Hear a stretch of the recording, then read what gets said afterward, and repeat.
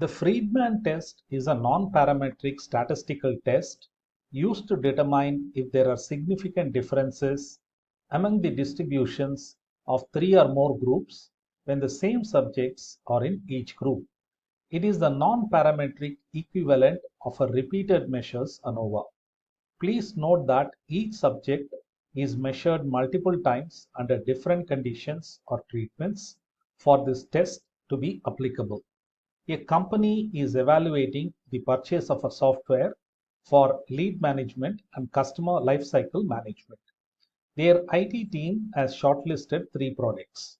The sales and customer service departments, who are user departments, have asked 5 of their team members to review the product and provide an evaluation rating on a scale of 1 to 5, with 1 being lowest and 5 being highest for utility and ease of use.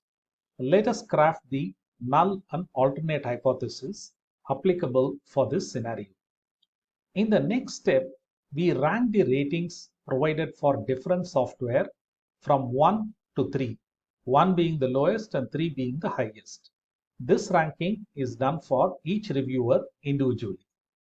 We will now sum the ranks for each product.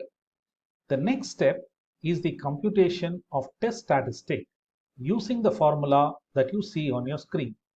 In this case, n is the number of reviewers, 5 in our case, k is the number of products, 3 in our case, and Ri is the sum of ranks for each product. Plugging in the values, we get a Q value of 1.8.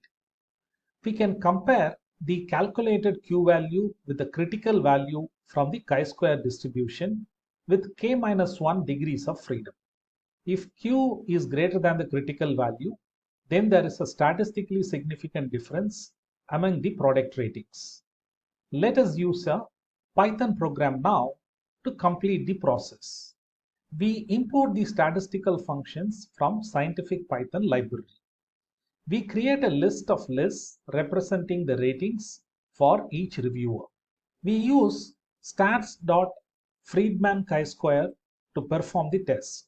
The data unpacks the inner lists, providing them as separate arguments to the function. The function returns the chi-square statistic and p-value. Since the p-value is greater than 0.05, we fail to reject the null hypothesis.